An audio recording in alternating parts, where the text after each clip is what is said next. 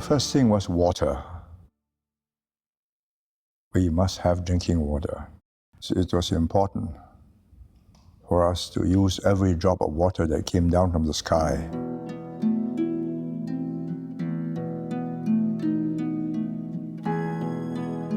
I decided that we need to clean up all the rivers.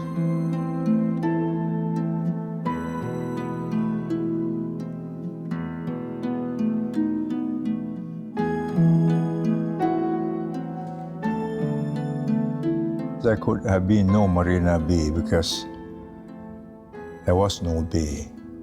There was what they call a mole opposite Clifford Pier.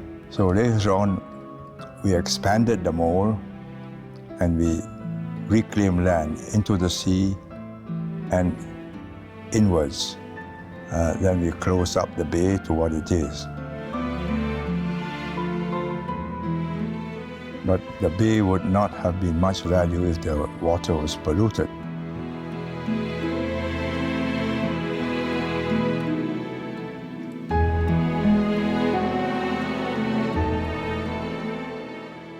To do that, we had to sewer up the whole island. In other words, no salage water, no kitchen water, no dirty water will go into any river.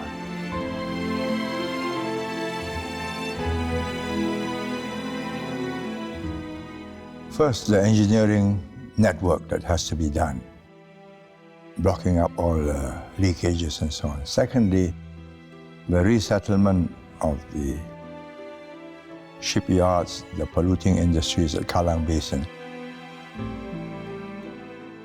Once we clean up that river and we clean up Kallang Basin and we clean up the water, then it becomes a beautiful riverside home for residential buildings for the National Stadium. It's now one of the most desirable residential sites in Singapore.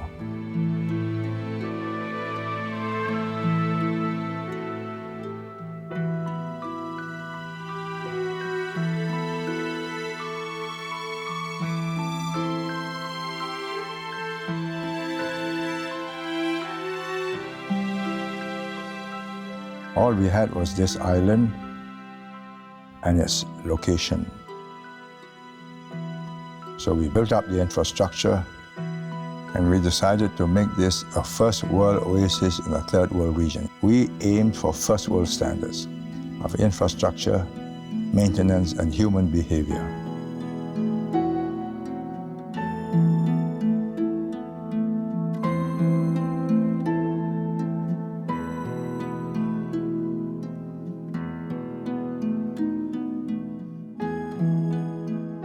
Intensive use and imaginative use of space. So the first thing we did was to preserve as much greenery and open spaces as possible. Then we kept the seaside open for public use, like East Coast Park.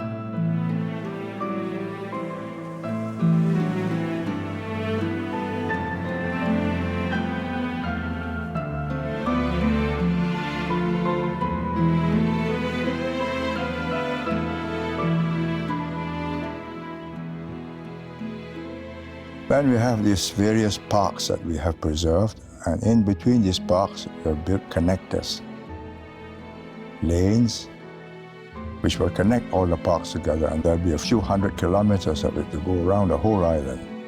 So you can take a bicycle, or you can walk, and you're covered by greenery and birds, butterflies, dragonflies. We try and recreate nature in this park connectors, and it's succeeding.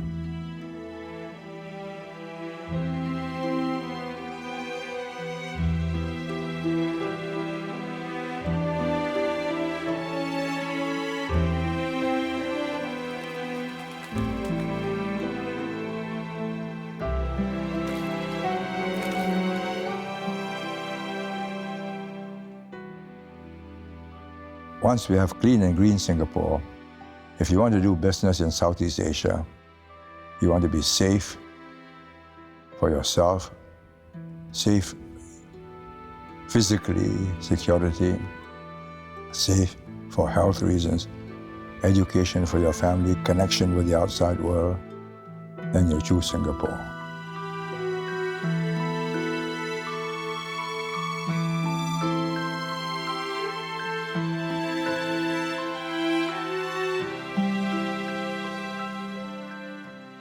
You can change the environment, the physical environment, easily because engineers, architects can do the job.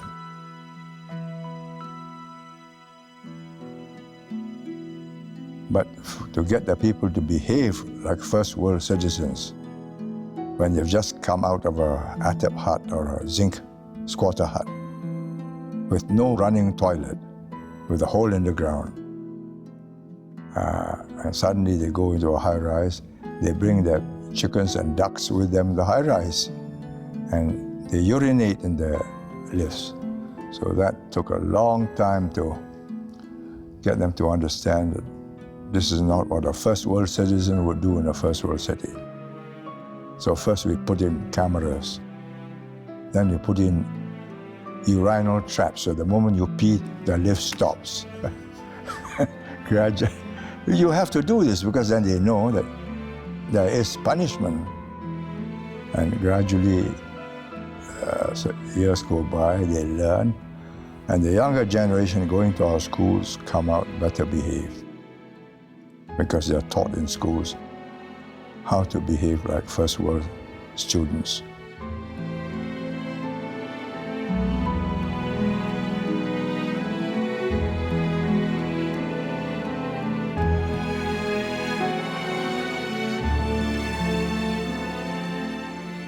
So it is multi-use of the same space, giving a sense of spaciousness, giving a sense of no claustrophobia.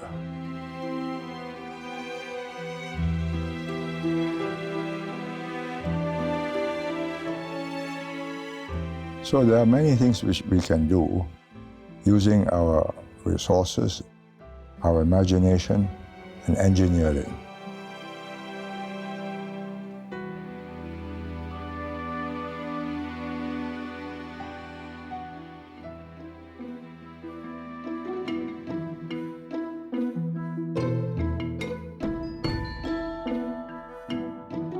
Once the river was cleaned up and we had reclaimed the mold, then the concept of the marina was possible. And that marina bay gives us 30 million gallons per day. The water engineers told me, no, you cannot use the water, it's too polluted because it goes through the city area, even without the sewers, because all kinds of toxins will get in. I said, never mind, let us proceed on the basis that one day we can. And one day we found membrane technology that can remove the viruses and remove the toxins. So it's being desalinated now, the barrage is up.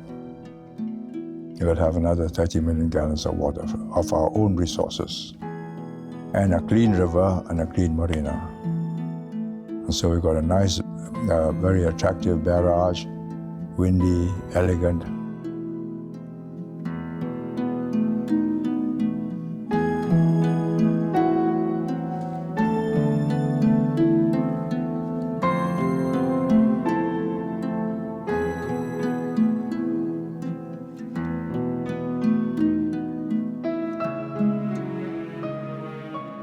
My wife had a blind telephone operator working in Shenton Way.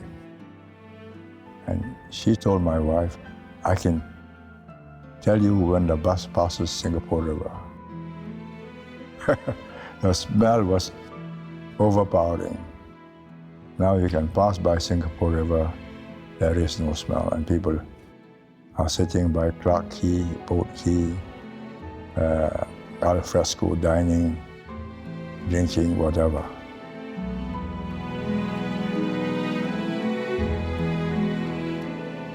And the whole of the marina will have a pathway right across, I think 5 or 6 kilometers, for people to walk or to take an electric cart and go around.